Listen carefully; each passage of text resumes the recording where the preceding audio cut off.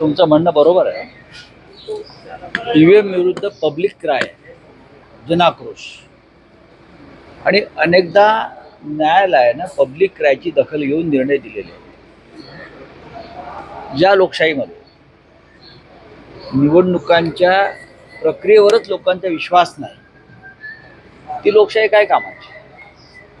तुम्ही बॅलेट पेपरवरती निवडणुका घेण्याची मागणी मान्य करत नाही, व्हीव्हीपॅटची मागणी मान्य करत नाही.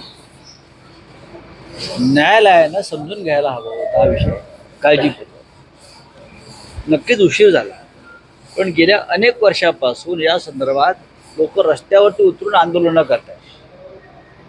आणि हा पब्लिक क्राय जर न्यायालयापर्यंत पोहोचला नसल्याचा अर्थ असा आहे की निवडणूक आयोगासह न्यायालयावर सुद्धा या विषयावर दबाव असू शकतो.